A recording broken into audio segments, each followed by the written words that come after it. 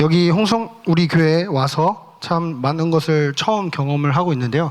체육관에서 수련회 한 것도 처음이고, 이렇게 안개가 자욱한 안개가 자욱한 곳에서 수련회 하는 것도 처음입니다. 네, 그래서 참 언제나 처음은 설레잖아요. 그래서 설레는 마음으로 이 자리에 섰는데, 잘 보이시죠? 저 잘 보이나요? 여러분, 제가 키가 작아서 안 보이는 게 아니라 연기가 자욱해서 잘 안 보이는 것이니까 네, 양해해 주시기 바라겠고, 어이구 깜짝이야. 네, 우리 좌우 앞뒤 옆에 있는 우리 동역자들을 향해서 우리 다시 한번 우리 주님의 이름으로 축복합시다. 우리 오른손 높이 들고 앞뒤 좌우에 있는 우리 지체들에게 주님의 평안을 빕니다. 샬롬. 샬롬. 주님의 평안이 여러분의 심령과 가정과 학교와 학원 모든 가정 관계 위에 있기를 축복합니다. 아멘. 우리 한 번 더. 우리는 옆에 있는 친구들에게 한 번 더 고백합시다. 주님 안에서 당신은 완전합니다. 아멘. 제가 이 인사를 하자고 한 이유가, 오늘 이거 보셨죠? 여기 썸네일 나오나요? 뒤에? 네. 보시면 오늘 첫 번째 날 저녁은 우리 번제에 대해서 배울 텐데, 우리 번제 오늘 말씀의 제목이 번제 완전한 제물입니다. 함께 따라해 볼까요? 번제 완전한 제물. 네, 번제 완전한 제물이라는 제목으로 하나님 말씀 나눌 텐데, 여기 뒤에 이제 여기 GBS 우리 다 받아 적으면서 천천히 따라오시면 됩니다. 아마도 많은 분들이 레위기를 집중 강의하는 것을 쉽게 접하지는 못하셨을 거예요. 그래서 처음 접한 거다 보니까 좀 어색하고 좀 그럴 수도 있겠지만, 제가 천천히 최대한 쉽게 함께 하나님 말씀 나누도록 할 테니까 기대하는 마음으로 우리 함께 주님 말씀 들었으면 좋겠습니다. 아멘. 그리고 여러분, 첫 단추가 중요하잖아요. 그렇죠? 이 번제가 이해되면 그 다음은 쉽습니다. 그래서 졸릴 수 있어요. 졸음의 영화 떠나가라. 네, 졸음은 떠나갈지어다. 아멘.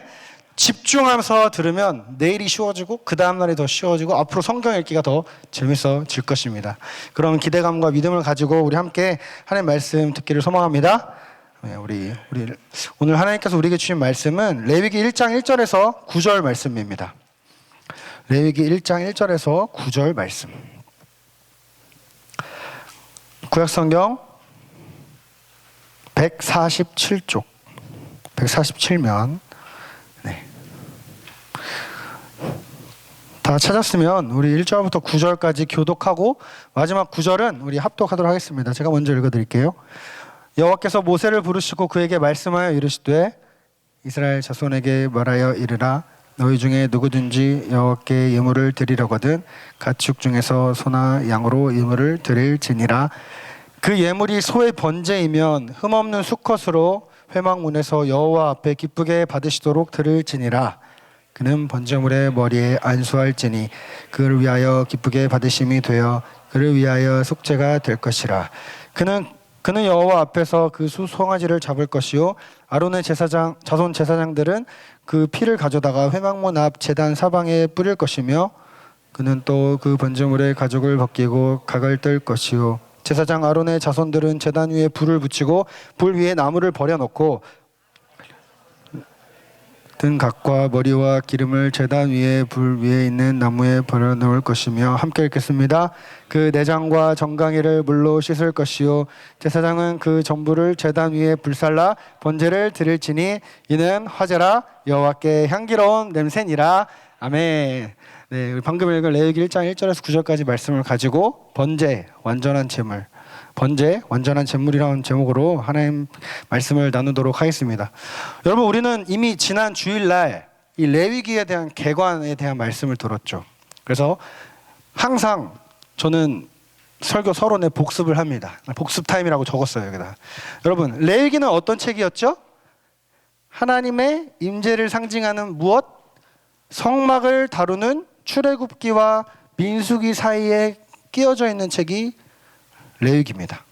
다시 말해서 레위기는요, 죄인이 거룩한 하나님께 나아갈 수 있는 비결을 담고 있는 비법서라고 말씀드렸습니다.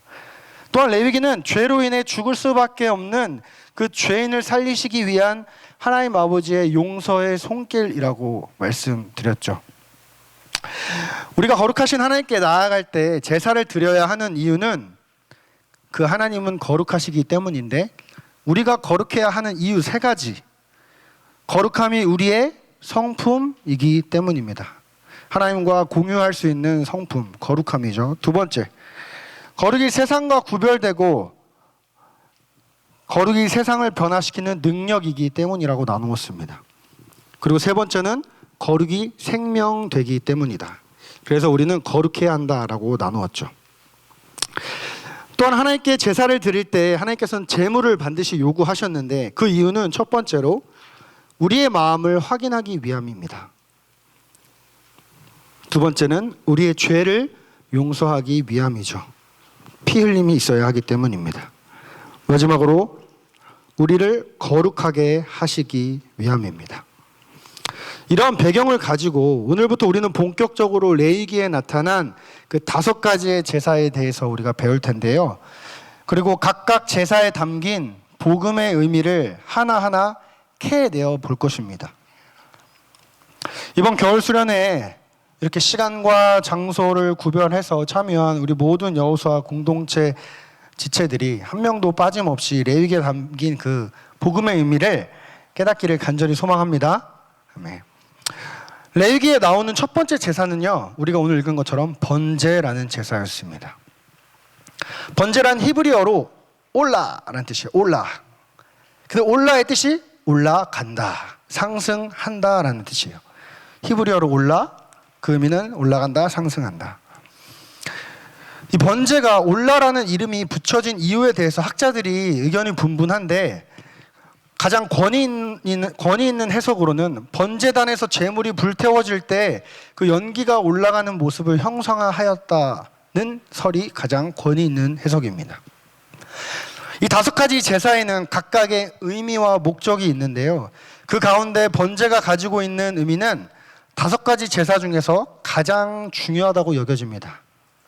왜냐하면 번제는 죄로 인해 발생한 하나님의 진노와 그 심판을 잠재우는 제사이기 때문입니다. 죄로 인해 발생한 하나님의 진노와 그 심판, 인간을 향한 심판을 잠재우는 제사가 번제다. 아담의 범죄로 인해서 이 세상에 죄가 들어오게 되었죠. 우리는 그 죄를 무슨 죄라 그러죠? 원죄. 인간은 그 원죄로 인해 태어날 때부터 죄인으로 태어났습니다. 그 원죄로 인해 하나님과 불목하게 되었습니다. 하나님과의 관계가 단절되었습니다. 그 결과 모든 인간은 영원한 생명에서 영원한 죽음으로 이르게 되었죠. 바로 이 문제를 해결하기 위해 하나님께서 주신 제사가 번제라는 제사라는 것입니다. 즉 번제는 우리의 죄로 인해 깨어져 버린 하나님과의 관계를 회복하고 하나님의 진노, 그 진노의 결과는 우리의 죽음이겠죠. 그 죽음을 해결하는 제사가 번제라는 것입니다. 인간이 하나님께 범죄하였지만 하나님은 인간에게 용서받을 수 있는 길을 번제라는 제사를 통해서 마련해 주신 것입니다. 가해자인 우리를 향해 피해자이신 하나님께서 먼저 용서의 손길을 내밀어 주신 그 첫 번째 제사가 번제입니다. 이처럼 번제는요, 죄로 인해 영원한 죽음에 이르게 될 수밖에 없는 우리에게 다시금 하나님께로 나아갈 수 있게 하는 우리를 향한 하나님 아버지의 한없는 은혜와 사랑과 긍휼과 자비의 손길이라는 것입니다. 우리가 이 번제를 드릴 때는요, 몇 가지 준비해야 할 것들이 있었습니다. 그것은 제물을 준비하는 것이었는데, 제물에는 소, 양, 염소, 새, 이 모든 것이 가능했는데요. 특별히 번제만이 가지고 있는 제물의 중요한 조건이 있었습니다. 그것은 수컷이었어야 돼요. 수컷. 다른 제사에는 암컷도 됐는데 번제는 수컷만 가능했고 특별히 흠없는 수컷이어야 했습니다. 우리 레위기 1장 3절 말씀 보여주세요. 우리 함께 읽겠습니다. 시작. 그 예물이 소의 번제이면 흠없는 수컷으로 회막문에서 여호와 앞에 도록 드릴지니라. 아멘. 여러분 이때 당시에 수컷은요 종자용이었어요. 종자용. 종자용이란 혈통이나 품종을 유지시키는 존재를 일컫는데 또한 수컷은 농사를 지을 때 암컷보다 힘이 더 셌고 수컷의 양이 암컷보다 더 적었기 때문에 상대적으로 수컷의 가격이 더 비쌌다고 합니다. 다시 수컷은 힘이 셌어요. 그래서 농경사에서 암컷보다 더 유용하게 쓰였고, 또 수컷의 양이 적었기 때문에 가치가 높아서 가격이 비쌌습니다. 정리하면 수컷은 자신의 혈통을 이어갈 존재였고, 암컷보다 힘이 강했으며 그 수가 적어 당시 사람들에게 귀하게 여겨져 값비쌌던 존재가 수컷이었습니다. 이를 볼 때 하나님께 바쳐야 할 제물은 굉장히 귀한 동물, 값진 동물이었다는 것을 우리는 알 수 있습니다. 그리고 당시 사람들의 재산이었죠. 인간적으로 볼 때요, 제사는 손해보는 것이었습니다. 그런데 제물의 조건은 그것만이 있었던 게 아니죠. 제물의 두 번째 조건은 흠이 없어야 한다. 흠이 없어야 한다. 이 흠이 없다라는 단어의 원어를 살펴보니까 완전하다라는 뜻이에요. 단순히 부족함이 없다가 아니라 완전 무결하다라는 의미를 갖고 있습니다. 그래서 흠이 없는 동물이란 그 동물이 현재는 물론이고 과거에 아팠거나 다쳤던 경험이 없어야 하는 조건이었습니다. 여러분, 우리가 가축을 기른다고 생각을 해봅시다. 가축을 기르는 입장에서 생각을 해볼 때 동물을 다치지 않고 기르는 것은 쉬울까요? 어려울까요? 어려울 거예요. 이때 당시는 목축 시대였기 때문에 다양한 가축들이 셀 수 없이 많았겠죠. 그 가운데 흠없는 동물을 찾기란 매우 어려웠을 것입니다. 잠시 여러분들의 어릴 적을 생각을 해봅시다. 어릴 적 우리 모두는 부모님의 통제를 벗어나는 달인들이었죠. 그래서 한눈 팔면 금세 넘어지고 다치고 피나고 엉엉 울고, 이렇게 여러분 말이 통하는 우리도 통제하기 어려웠는데 말이 통하지 않는 동물들은 얼마나 통제하기 어려웠을까요? 서로 치고받고 싸우고 자기가 다친지도 모르고, 양 같은 경우는 그렇게, 이처럼 여러분 흠없는 동물을 준비하는 것은요 매우 어렵고 까다로운 것이었습니다. 그렇다면 어떻게 흠없는 완전 무결한 상태로 우리는 하나님께 드릴 제물을 관리할 수 있었을까요? 그 답은 의외로 간단해요. 그 동물이 태어나면서부터 특별 관리에 들어가는 것입니다. 다른 가축들과 함께 길러지는 것이 아니라 따로 다치지 않게 따로 특별 관리를 한 거예요. 하나님께 드릴 제물을 애초에 미리, 그것이 태어난 그 순간부터 다른 가축대와 구별하여 기르는 방법이 그 제물을 완전 무결하게 흠없이 준비할 수 있는 방법이었습니다. 이처럼 여러분, 흠없는 제물을 준비해야 한다는 것은요 내가 가지고 있는 가축 중에서 무작위로 하나님께 드리는 것이 아닙니다. 내가 가진 것 중에 특별히 구별되고 가장 소중한 것을 드리는 것이 제물이었습니다. 그렇게 여러분, 흠없는 수컷의 제물을 준비했다면 이제는 본격적으로 제사를 드리기 시작합니다. 제물을 가져온 사람, 앞으로 제사자라고 계속해서 부를 거예요. 제사자, 제사장 비교하셔야 됩니다. 제물을 가져온 제사자는 자신이 구별하여 가져온 제물을 제사장 앞으로 가져옵니다. 그리고 그 제물에게 자신의 손을 얹고 안수합니다. 우리 1장 4절 말씀 우리 함께 읽겠습니다. 시작.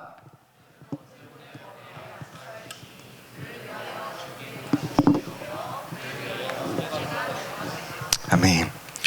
여러분, 고대 당시에는요 제물에 손을 얹고 안수를 한다는 것은요 이 제물과 내가 하나다라는 뜻이에요. 제물이 나고 내가 제물이다라는 것을 상징하는 것이 안수였습니다. 이 제물이 나를 대표하게 된 거예요. 이런 의미에서 안수할 때는요 자신의 몸무게를 힘껏 실어서 안수했다고 합니다. 두 번째로 안수했다라는 것은 안수자가 안수하는 상대에게 내가 가지고 있는 무언가를 넘겨준다라는 것을 의미했어요. 그래서 고대 아버지가 아들에게 축복하고 그의 재산을 넘길 때, 혹은 왕이 신하에게 권력을 혹은 어떠한 선물을 주려고 할 때 그의 머리에 손을 얹고 안수했던 이유가 바로 이러한 이유 때문이었습니다. 그렇게 제물에게 안수하면 이제 본격적으로 제물을 죽이는 과정으로 들어가게 됩니다. 그 말씀이 5절 상반절부터 9절 상반절인데 제가 빠르게 읽어드릴게요.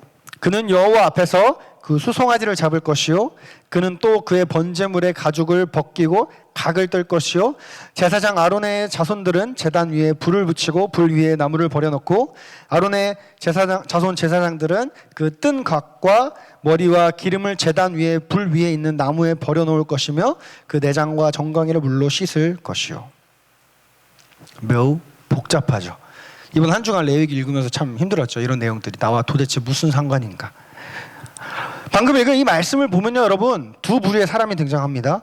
하나는 제물을 가져온 제사자, 다른 하나는 제사장인데 말씀을 자세히 살펴보면 이 두 사람이 해야 할 역할이 달랐어요. 구분되어 있었습니다. 먼저 제물을 가져온 사람의 역할을 살펴보면 제사자는 자신이 가져온 제물을 자신의 손으로 직접 죽여야 했습니다. 단순히 칼로 찔러 죽이는 것뿐만 아니라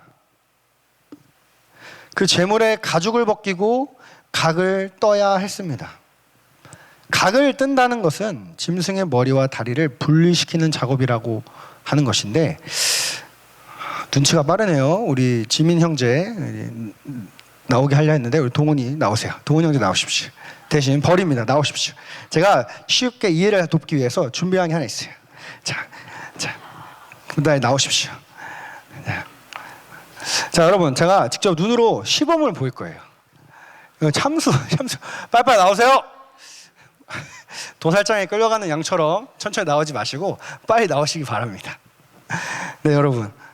원래 우리 지민 형제 하려고 그랬는데 다 눈치가 좋게 다 도망갔습니다. 네, 모자를 써주시고 나는 양이다 한번 외쳐주세요. 네, 쓰고 나는 양이다. 난 양이다. 그게 난 양이다. 그게 난 양이다. 네, 난 양이다. 양이 이렇게 서 있을 수 있을까요? 없겠죠. 엎드려 주십시오. 네, 제가 제사자예요. 제가 죄를 지었어요. 내 죄의 문제를 해결하기 위해서 이렇게 제사장 앞에 동물을 내가 많은 시간과 정성을 들여서 흠없이 구별한 이 양을 데리고 왔습니다. 그리고 그 제사장의 역할은 뭐라 그랬죠? 칼로 각을 뜬다. 가죽을 벗기는 건 이해되겠죠? 각을 뜬다라는 것은요, 팔, 머리, 다리를 절단한다라는 거예요. 이해되셨나요? 그런데 이거 하기 전에 뭐 한다 그랬죠? 죄송해요. 안수한다 그랬죠? 안수의 의미가 뭐라 그랬죠? 너와 나는 하나다. 그리고 나의 것을 너에게 전달한다.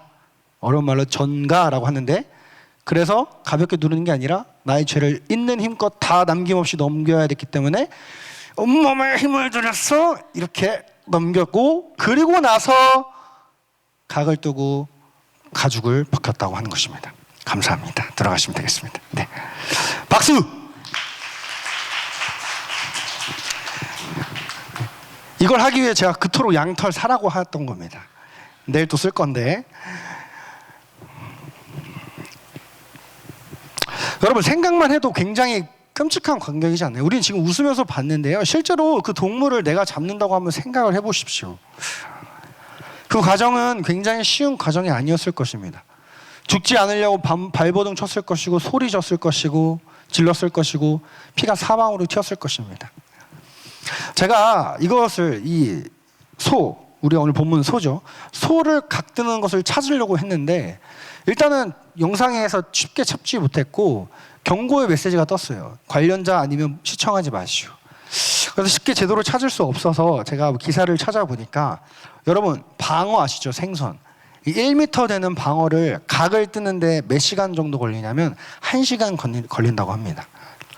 그렇다면 한 마리에 450에서 1000kg 가량 무게가 나가는 소를 각 뜨는 데는 얼마나 걸릴까요? 저는 문과라 수학을 포기했습니다. 대충 계산해 보면 적어도 반나절 혹은 하루 종일 걸렸을 수도 있어요. 왜냐하면 그 동물을 가져온 제사자가 직업이 도축업자가 아니었을 거잖아요. 대부분 힘겹게 내가 가죽을 벗기고 각을 뜨고 그러면서 피가 내 온몸에 묻었겠죠. 그렇게 반나절을 각을 떴습니다. 그런 고통의 과정이 지나가면 이제부터 제사장이 나서기 시작합니다. 제사장은 제사자가 제물을 죽이면서 흘러나온 피들을 가지고 회막 앞에 있는 번제단 사방에 뿌렸다라고 5절에 기록하고 있고, 7절에 보니까 제사자가 각을 뜨는 동안 제사장은 제물을 불태우기 위한 모든 준비를 해 놓았다가 제사자의 각 뜨는 과정이 마무리되면 준비해 놓은 번제단 위에 죽은 그 제물을 올려놓고 불을 지펴 가죽을 제외한 모든 것을 불태워버리는 것이 제사장의 역할이었습니다. 여러분, 여기까지가 번제를 드리는 과정입니다. 자, 우리는 지금까지 이 구약의 제사 중에서 가장 중요하고 가장 자주, 왜 자주라고 했냐면 번제 또 다른 이름이 상번제예요. 상번제. 아침 저녁으로 번제를 드릴지니라 라는 말씀이 있거든요. 그리고 가장 많이 드려졌던 제사가 번제라는 것이었고, 그것을 살펴보았습니다. 아마도 여러분 가장 인상 깊었던 것은 제물을 직접 죽이고 가죽을 벗기며 각을 뜨는 장면이었을 것이라고 생각이 됩니다. 우리가 직접 체험해 보진 못했지만 그 과정이 매우 잔인하고 매우 불쾌하고 매우 번거롭고 매우 까다로운 작업이라는 것을 우리는 알 수 있을 것입니다. 그런데 여러분, 더욱 충격적인 것은요, 하나님께서 이 모든 잔인한 과정들을 뭐라고 평가하실까요? 9절에 보니까 향기로운 냄새라. 9절 보니까 제사장은 그 전부를 제단 위에 불살라 번제를 드리지니 이는 화제라, 여호와께 향기로운 냄새니라. 화제란 제사를 드리는 방식이에요. 불로 태워 드리는 제사의 방식이 화제입니다. 그런데 우리가 그 머리를 자르고 팔다리 자르고 가죽을 벗기고 이런 모든 과정들을 보시고 하나님께서 흡족해 하셨다는 것입니다. 여러분, 여기서 향기로운이란 편안함, 휴식처, 평안한 곳, 조용한이라는 의미입니다. 다시 말해서 이와 같이 잔인한 제사의 과정이 하나님의 진노를 진정시키고 그분의 마음을 편안하게 했다는 것입니다. 하나님은 대체 왜 이스라엘 백성에게 이와 같은 잔인한 방법의 제사를 알려주셨을까요? 또 그 제사를 왜 향기로운 제사라고 말씀하신 것일까요? 어떠한 지체들은 이 구약의 제사는 우리와 상관이 없는데 우리가 왜 알아야 하는지 의문을 품을 것입니다. 그렇습니다. 여러분, 오늘날 우리는요, 지루하고 따분하고 심지어는 잔인하기까지 한 이 구약의 제사를 드리지 않아도 됩니다. 얼마든지 하나님께 나아갈 수 있다고 우리는 그러한 가르침을 받았고, 오늘도 우리는 예배로 모였지만 제물을 잡지 않았죠. 그런데 그 이유는요, 구약의 모든 제사를 완성하시고 우리의 죄 사함을 단번에 이루신 그 예수 그리스도 때문이라는 것을 이제부터 알아갈 것입니다. 다시 제물로 돌아옵시다, 여러분. 3절 말씀을 다시 생각해 봅시다. 수컷, 구약에서 제사를 드릴 때 제사장은 제물을 준비했어야 하는데 특별히 번제는 흠없는 수컷이어야만 했습니다. 수컷이 담고 있는 의미를 생각해 볼 때 우리는 예수님을 많이 닮아 있다는 것을 눈치채야 되는 거예요. 역사적으로 존재하셨던 예수님도 사람의 아들로 태어나셨기 때문입니다. 또한 여러분, 수컷은 힘이 강했다 그랬잖아요. 예수님에게도 특별한 힘이 있었습니다. 그분은 모든 인류를 구원할 능력이 있으셨습니다. 예수님은 단순히 사람의 아들로만 태어난 것이 아닙니다. 예수님은 하나님의 아들로 이 땅에 오신 것입니다. 그래서 오직 예수님만이 모든 인류의 죄를 대신 짊어지실 수 있었던 겁니다. 그래서 예수님은요, 온 인류에게 있어서 가장 소중하고 가장 값진 완전한 제물이시라는 겁니다. 여러분, 흠이 없다는 것은 죄가 없다는 것을 말하겠죠. 비록 예수님은요, 인간으로 태어나셨지만 성령으로 잉태되어 이 땅에 오신 분이시기에 그분은 죄가 없으신 분이십니다. 흠이 없다는 것이 얼마나 중요했는지 오늘 본문 말씀 9절에 살펴보니까 이미 죽어버린, 이미 팔다리가 잘려서 가죽이 벗겨진 이미 죽어버린 제물에 내장과 정강이를 물로 씻어야 했다라고 기록하고 있는데, 내장과 정강이는요 동물의 신체 중에서 가장 더럽다고 여겨지는 부위입니다. 음식물을 걸러내야 되기 때문에. 그런데 그 제물을 태우기 전에 제사장은 그 부위를 씻어야 했습니다. 이는 제물이 죽기 직전까지도 깨끗해야 했고 죽고 나서도 완벽히 깨끗해야 했다는 거예요. 그것이 제물에 합당한 기준이 된다라는 것입니다. 이처럼 여러분, 흠없는 수컷은 인성과 신성을 모두 가지신 예수님을 의미하는 것입니다.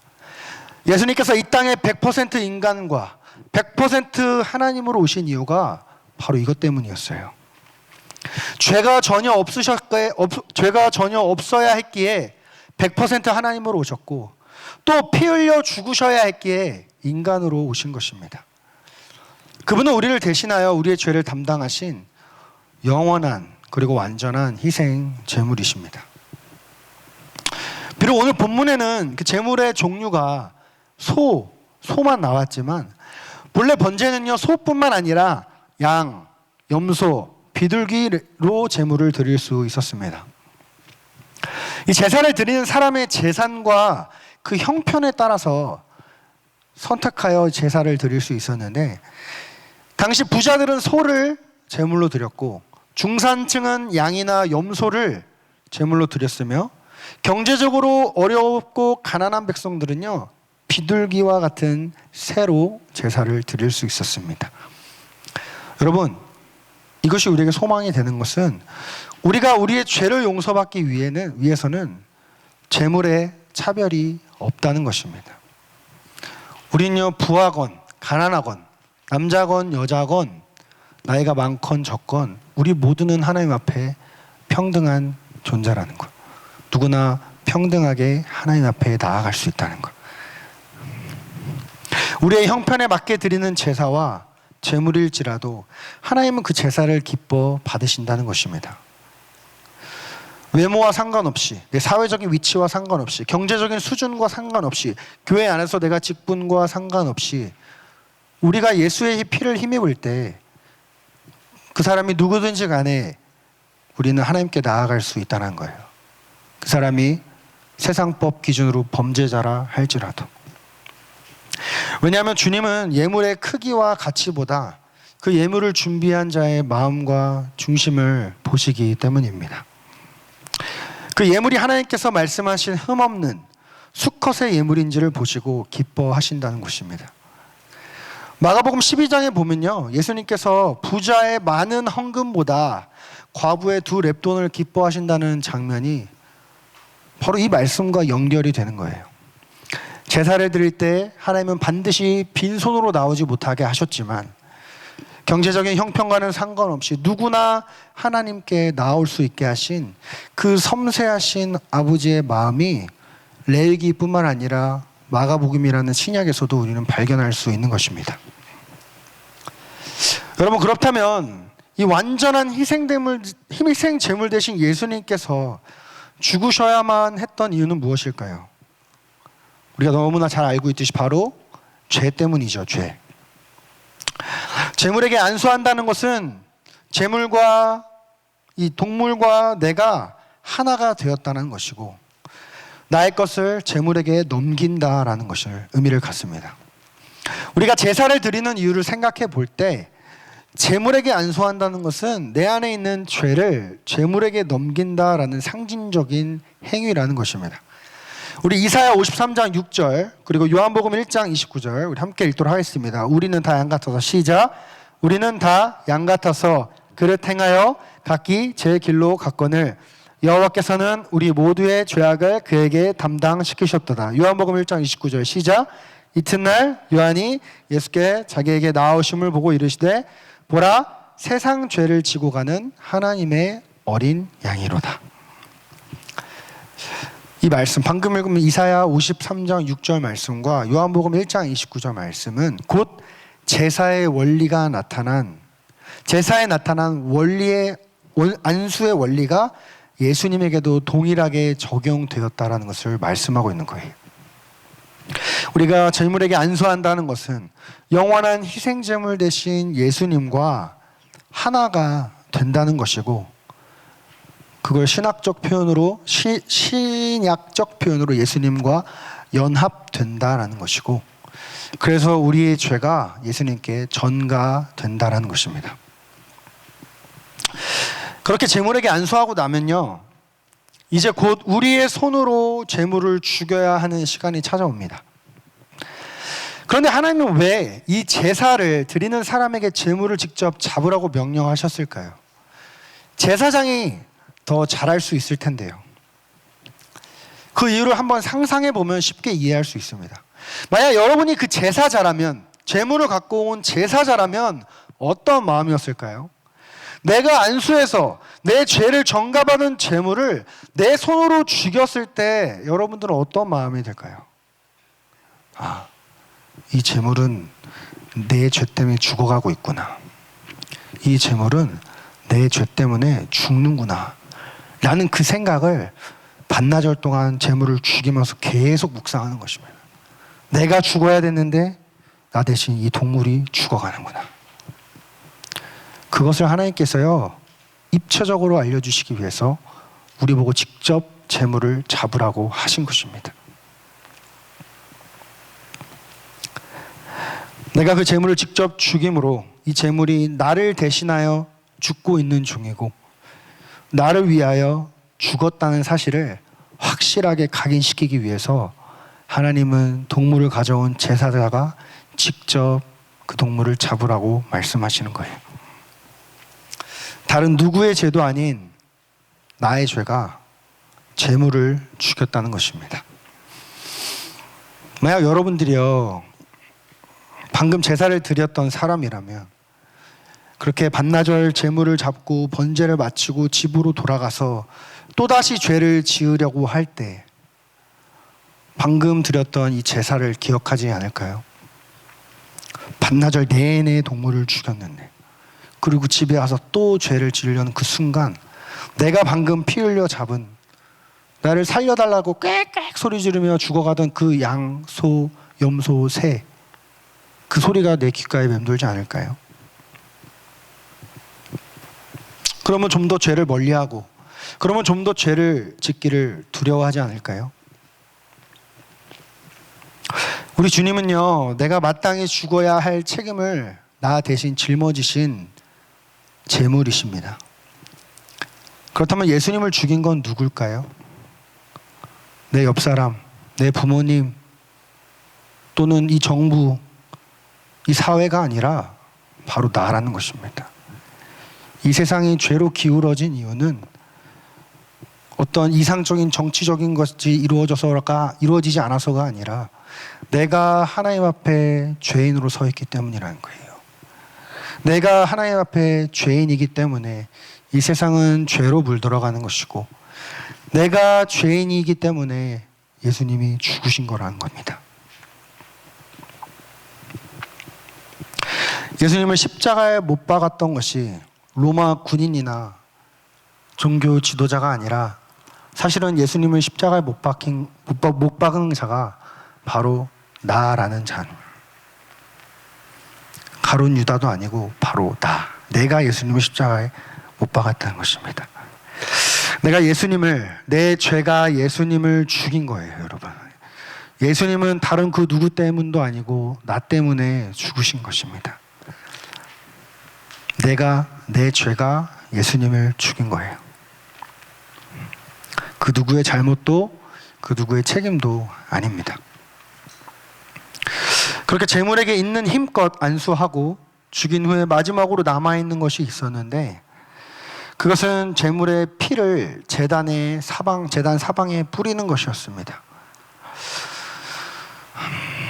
재물을 가져온 제사자가 죽였지만요, 그 재물의 피는 제사장이 다루었습니다.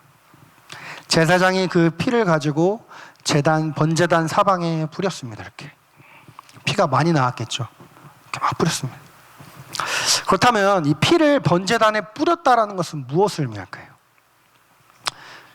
바로 이 짐승이 나의 죄 때문에 죽었다라는 것을요, 그 광경을 보고 있는 모든 사람에게 알리는 거예요. 지금 저 제사장이 윤성교 목사가 데려온 제물에 피를 뿌리는 이유는 윤성교 목사가 죄를 졌대. 근데 저 피가 용서했대. 그것을 만방에 알리는 것입니다. 사탄은요, 우리가 죄를 지었을 때 하나님 앞에 우리를 정죄하고 참소합니다. 그러나 그 사단의 정죄함으로부터 우리를 변호할 대언자가 계신데 그분이 바로 예수님이십니다. 우리 요한일서 2장 1절 말씀, 요한일서 2장 1절 함께 읽겠습니다. 시작.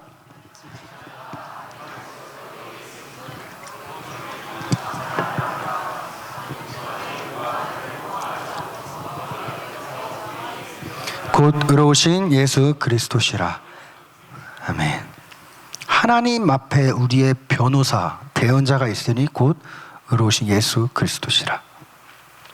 대언자란 보혜사, 변호자, 카운슬러 이라는 뜻입니다. 우리가 범죄했을 때 예수님께서 우리의 대언자, 변호사가 되어주시는 것입니다. 우리가 죄를 지을 때 가장 먼저 하나님 앞에 달려나아가 주님, 아버지, 이 어린 양은 죄가 없습니다. 이 어린 양은 이미 내 피로 용서받았습니다. 우리의 죄를 마귀로부터 보호하시고 그 마귀의 참소를 변호하시는 분이 예수님이시라는 겁니다. 로마서 8장 34절 함께 읽겠습니다. 시작. 누가 정죄하리요? 죽으실 뿐 아니라 다시 살아나신 이는 그리스도 예수시니 그는 하나님 우편에 계신 자요 우리를 위하여 간구하시는 자신이라. 아멘. 우리를 위하여 간구한다라는 것은요, 우리를 위하여 대언하시고 중보하신다라는 뜻입니다. 우리 편에 서서 우리의 편을 들어주시겠다는 겁니다. 제단 사방에 피를 이렇게 뿌리는 행위가 우리를 위해 변론하시는 예수님의 처절한 변호라는 거예요. 더 이상 어느 누구도 우리의 죄를 정죄할 수 없다는 것입니다. 그것을 선포하고 변호하시는 분이 예수님이라는 거예요. 예수님이 우리를 위해 변론하시는데 그 누가 우리의 죄를 정죄할 수 있을까요? 그 누가 교회 안에서 너가 나보다 더 죄인이다 정죄할 수 있을까요? 아무도 없다는 거예요. 사랑하는 여호수아 공동체 여러분, 우리의 의로움이나 우리의 정체성은요, 우리의 능력에서 비롯되는 것이 아닙니다. 우리의 출신에서 비롯되는 것이 아닙니다. 우리가 이루어낸 어떠한 업적에서 비롯되는 것이 아닙니다. 우리의 능력, 출신, 업적은 언제든지 무너질 수 있는 것들입니다. 이런 것들에 우리의 의로움과 우리의 자존감, 소위 말하는 자존감과 나의 정체성을 올려두면 안 된다는 거예요. 우리의 의로움과 우리의 정체성은 오직 나를 위해 대신 죽으신 예수 그리스도의 십자가의 대속과 그 부활하심이라는 진리 위에 두어야 한다는 거예요. 에베소서 6장 14절 말씀. 그런즉 서서 진리로 너의 허리띠를 띠고 의의 호심경을 붙이고. 에베소서는요, 성도에게 의의 호심경, 옛날 말로는 흉배라고 했죠. 의의 호심경이 있다라고 기록합니다. 호심경. 왜냐하면 예수 그리스도의 그 변호가, 그분의 완벽한 의가 우리를 사단의 불화살로부터, 참소로부터, 그 정죄로부터 보호하시기 때문이라는 거예요. 그러므로 여러분, 더 이상 죄책감 가운데 빠져 있지 마시기 바랍니다. 하나님은 여기 앉아 계신 여러분들을 한 사람 한 사람을요, 너무나 사랑하셔서 여러분들을 살리기 위해 자신의 핏값으로 가장 값진 예수라는 아들을 흠없는 제물로 바치신 제사자이십니다. 사방에 피를 뿌린다는 두 번째 의미는 무엇일까요? 피 뿌리는 이유를 사람들에게 널리 알린다라는 것입니다. 피 뿌리는 이유, 제사장이 저 피를 왜 뿌리는가에 대한 이유를 설명하는 거예요. 베드로전서 1장 2절 말씀. 베드로전서 1장 2절 말씀. 곧 하나님 아버지의 미리 아심을 따라 성령의 거룩하게 하심으로 순종과 예수 그리스도의 핏부림을 얻기 위하여 택하심을 받은 자들에게 편지하노니 은혜와 평강이 너희에게 더욱 많을지어다. 다시 말해 여러분, 핏 뿌린다는 것은요, 복음을 전한다는 거예요. 복음을. 예수님이 왜 죽으셨는지 만방에 선포하는 복음 전파의 삶이 핏 뿌리는 삶이라는 것입니다. 예수님이 왜 죽었는지 만방에 선전하는 것, 알리는 것, 자랑하는 것이 핏 뿌리는 것입니다. 베드로는요, 예수 그리스도의 핏 뿌림을 얻기 위해 자신은 전도도 하고 여러분들을 위해 편지도 썼다고 기록합니다. 무슨 말인가요, 여러분? 복음을 전하는 자들에게는 예수님의 핏 뿌림의 은혜가 있어야 한다는 거예요. 여러분들의 삶 가운데 예수 그리스도의 피 냄새가 나야 한다는 것입니다. 피 묻은 흔적이 있어야 한다는 것입니다. 모든 성도에게는 예수 그리스도의 피 뿌림을 전하는 그 복음 전파의 사명이 있다라는 거예요. 여러분, 이것이 우리의 본래 직업입니다. 본업. 이것이 우리의 본업이에요. 이 땅에서 우리의 본업은요, 지금 여러분들이 가지고 있는 직업이 아니라는 것입니다. 우리의 본업은요, 복음을 전하는 것이 우리의 본업이라는 것입니다. 지금 공부하고 지금 일하는 것은 하나님께서 우리에게 주신 본업을 이루기 위한 부업에 불과하다는 것입니다. 베드로후서 2장 5절에 보면요, 옛 세상을 용서하지 아니하시고 오직 의를 전파하는 노아와 그 7 식구를 보존하시고 경건하지 아니한 자들의 세상에 홍수를 내리셨으며, 여기서 의를 전파한다는 것, 다시 말해 복음을 전한다는 거예요. 다시 말해 피를 뿌리는 삶을 누가 살았다? 노아가 살았다. 노아는 하나님으로부터 홍수 심판이 있을 것이니 노아야, 너는 방주를 지으라는 사명을 받고 난 후에 그의 본업은 바뀌었습니다. 이전에 그가 어떤 직업을 가졌는지는 모르겠지만 하나님으로부터 방주의 사명을 받은 노아의 본업은 노아의 본업은 방주를 짓는 것으로 바뀌었다는 거예요. 그것이 노아의 사명이 되었다는 것입니다. 여러분, 우리의 삶도 이와 같아야 한다는 것입니다. 여러분, 우리의 본업은요, 방주를 짓고 방주를 지으면서 노아는 의를 전파한 거예요. 곧 있으면 홍수가 온다. 회개하고 돌아오라. 방주를 짓는 내내 노아는 이랬을 거예요. 의를 전파했다라고 베드로서는 그렇게 기록하고 있는 것입니다. 여러분, 우리의 본업은요, 방주도 짓고 그리고 의도 전파하는 것입니다. 우리의 삶이 노아와 같이 방주를 지으는 삶이어야 하고 방주를 지으면서 복음을 전하는 삶이어야 한다는 것입니다. 방주를 짓는다는 게 뭐예요? 구원의 메시지를 전하는 거야. 곧 있으면 마지막 날이 옵니다. 심판의 때가 오니 예수를 믿고 회개하고 돌아오십시오. 그리고 뭘 해요? 피 뿌리는 삶을, 피 냄새 나는 삶을 살아야 된다는 거예요. 삶의 예배자가 되어야 한다는 거예요. 삶 속에서, 교회 안에서만 비린내가 나는 것이 아니라 내 가정에서도, 내 일터에서도, 내 학교에서도 예수 그리스도의 그 피 비린내가 나야 된다는 것입니다.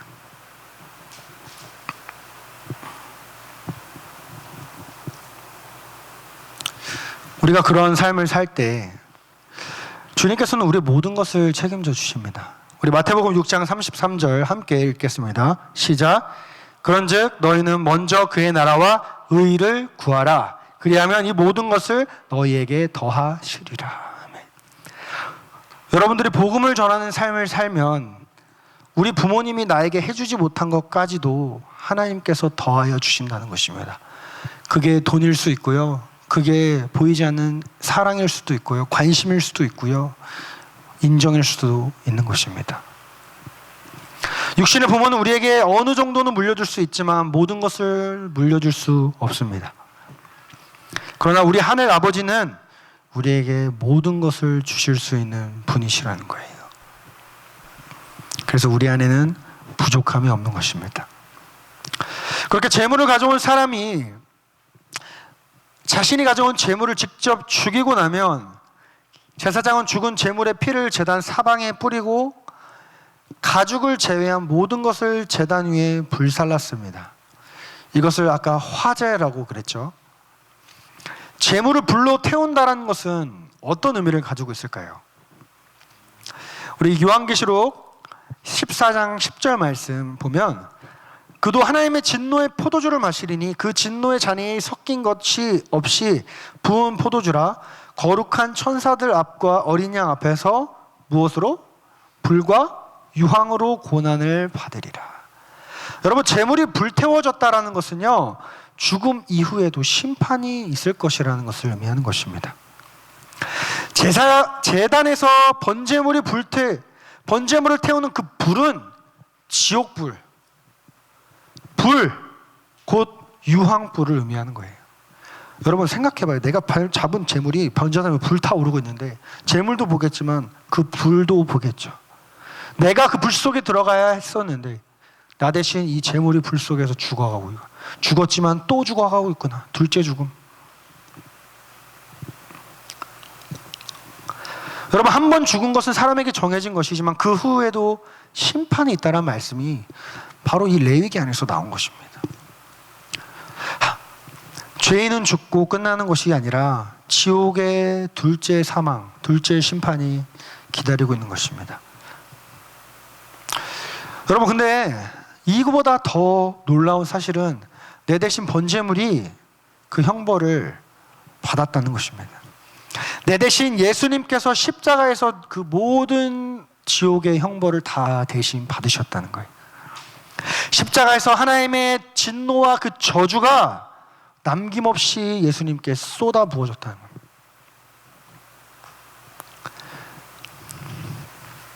그래서 우리는 더 이상 그 심판을 경험할 필요가 없게 되었다는 것입니다.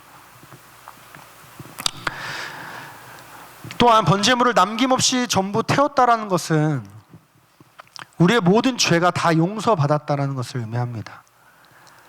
남김없이 다 불태워버렸게요. 우리의 죄가 남김없이 소멸되었다. 내가 받아야 할 죄의 대가를 남김없이 다 받으셨다라는 것입니다. 더 이상 나에게 어떠한 죄의 찌꺼기도 남아있지 않게 되었다는 거예요. 예수님의 완전한 그 죽으심 덕분에 우리 안에는 지옥 갈 이유가 단 하나도 남아있지 않게 되었다는 거예요. 우리는 이 기쁜 소식과 그 구원의 소식을 우리는 널리 전파해야 하는 것입니다. 예수님의 그 피를 더 멀리, 더 많이, 더 자주 뿌려야 하는 것입니다. 여러분, 오늘 본문에는 재물의 전부를 불사르라고 말씀하지만요, 사실 레위기 7장을 보면 번제를 드리고 남은 것이 있었는데 그것은 바로 재물의 가죽이었습니다. 우리 레위기 7장 8절 함께 읽겠습니다. 시작. 사람을 위하여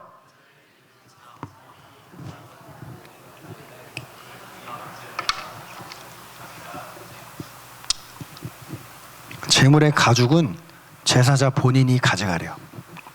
재물도 직접 주기지만 그 가죽도 본인이 직접 가져갑니다. 하나님은 왜 가죽을 남겨주셨을까요? 그리고 왜 본인이 직접 가져가라 하셨을까요? 그것은 우리 대신 영원한 희생제물 대신 그 예수님께서 죽으시면서 우리에게 남겨주신 유산이 있기 때문입니다. 그것은 바로 하나님 아버지의 마음을 흡족하게 하신 그 예수님의 완벽한 의라는 거예요. 앞서 제가 재물에 안수하는 것이 재물과 하나 된다는 것을 말한 바 있는데요, 내가 그렇게 예수님이라는 희생제물과 하나 될 때 우리의 죄는 예수님께 넘어가지만 반대로 우리에게 넘어오는 것이 있었는데 그것이 바로 예수님의 완벽한 의라는 것입니다. 그래서 이것을 신학적으로 이중전가라고 그래요. 이중전가. 나의 죄가 전가되고 예수님의 의가 나에게 전가되는 것. 우리가 예수님을 믿으면요, 나의 죄가 예수님에게로 넘어갑니다. 그리고 예수님의 그 완벽한 의가 나에게 넘어오는 것입니다. 하나님께서는 나에게 입혀진 그 의를 보시고 나를 의롭다 여겨 주시는 것입니다. 여러분, 우리는 죄인이었죠. 죄로 인해 내 몸에 많은 상처가 났습니다. 그럼에도 하나님은 나에게 새로운 옷을 입혀주시며 너는 상처 없는 자야 여겨주신다는 거예요. 역사상 가장 위대한 교환이자 가장 불공정한 거래가 이루어진 거예요. 사실 여러분, 교환 또는 거래도 아닙니다. 일방적인 선물입니다. 그러나 가장 불공평하고 가장 불공정한 선물인 것입니다. 왜요? 우리는 그 선물을 받을 자격이 없기 때문에. 바울은 갈라디아에서 그 유산을 그리스도의 옷이라고 불렀습니다. 우리 갈라디아서 3장 27절 함께 읽겠습니다. 시작. 누구든지 그리스도와 합하기 위하여 세례를 받은 자는 그리스도로 옷을 입었느니라. 그리스도로 어떤 옷을 입었을까요? 요한계시록에 보면 의의 옷을 입었다. 예수 그리스도로 깨끗하게 빤 세마포를 입었다. 그 세마포를 입은 자만이 천국에 들어갈 수 있는 거예요.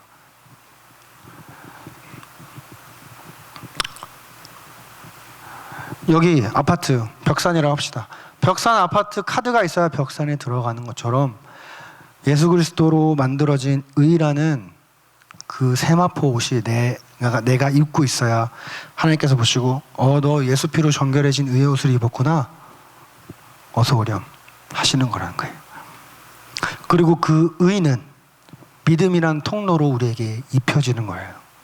그래서 우리는 믿음으로 구원받았다라고 고백하는 것입니다. 로마서 1장 16절에서 17절 우리 함께 읽겠습니다. 시작. 내가 복음으로 부끄러워하지 아니하노니 이 복음은 모든 믿는 자에게 구원을 주시는 하나님의 능력이 됨이라. 먼저는 유대인에게요 그리고 헬라인에게로다. 복음에는 하나님의 의가 나타나서 믿음으로 기록된 바 오직 의인은 믿음으로 말미암아 살리라 함과 같으니라. 여러분, 이 말씀이 바로 오늘 살펴본 재물의 가죽을 내가 다시 가지고 가는 이 모습이 바로 이 말씀인 거예요. 하나님의 의가 믿음으로 말미암아 나에게 나타나서 덮여져서 내가 그 믿음으로 말미암아 구원을 받았다. 이것이 로마서의 비결이라는 거예요. 비밀이라는 것입니다. 말씀을 맺도록 하겠습니다. 사랑하는 여호수아 공동체 여러분, 여러분들은 그리스도의 보혈로 정결케 된 그 의의 옷을 입었습니까? 예수님을 믿고 회개함으로 그분과 연합되었습니까? 여러분들은 예수님이라는 그 어린 양에 안수하여 나의 죄를 주님께 넘겼습니까? 그리고 그분의 의를 받으셨습니까? 만약 그 예수님의 의를 우리가 입고 있다면 그 복음이 여러분들의 삶 속에서 자랑스러워야 되는 거 아닙니까? 여러분들의 가족과 주변 친구들이 여러분들에게 예수님의 피냄새를 맡고 있는지 우리는 우리의 삶을 돌아봐야 된다는 거예요. 학교에서, 직장에서. 야, 너 교회 다니지? 어떻게 알았어? 피냄새나 임마. 이런 삶을 살아야 된다는 거예요. 어떤 피? 예수님 피 같은데. 그래? 그 피가 날 살렸어. 같이 교회 가보지 않을래? 그리고 또 노아처럼 길거리 나가서 우리는 의를 전파해야 되는 거예요. 거리전도도 해야 돼요. 계속해서. 거리전도 없는 관계전도는, 거리전도 없는 관계전도 없습니다. 거리전도는 기본이에요. 기본. 그거 하면서 관계전도 하는 것입니다. 또한 여러분, 만약 내가 아직 그 의의 옷을 입지 않은 지체들이 혹시 있는 것 같다면 오늘 밤 우리의 죄로 인해 더러워진 옷을 벗기시고 나에게 가장 깨끗한 옷을 입혀주신 그 그리스도의 옷을 입는 은혜가 있기를 간절히 소망합니다. 우리 주님은요, 자신을 찾는 자들에게 자신의 완벽한 의를 입혀주시기를 기다리고 계시고 기뻐하십니다. 그 하나님을 간절히 부르짖으며 찾는 오늘 밤 되기를 간절히 소망합니다. 아멘. 우리 함께 찬양하고 기도했으면 좋겠습니다. 우리 죄 위에 죽으신 주, 우리 함께 찬양하겠습니다.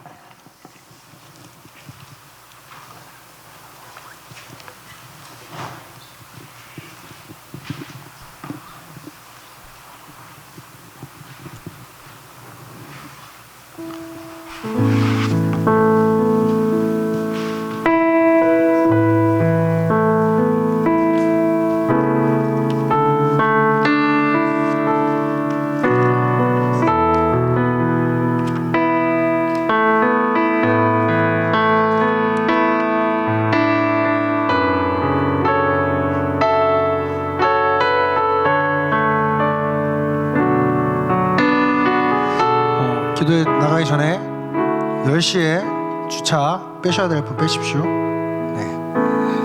네, 우리 제 위에 죽으신 주 우리 함께 찬양하시겠습니다.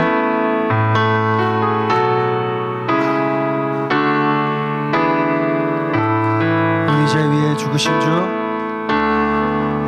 우리 죄 위에 죽으신 주, 십자가 그 사랑 감사해. 날마다 주의 영상대로 변화되리라. 십자가 우리 새롭게 하리. 우리 죄 위에 죽으신 주, 십자가 그 사랑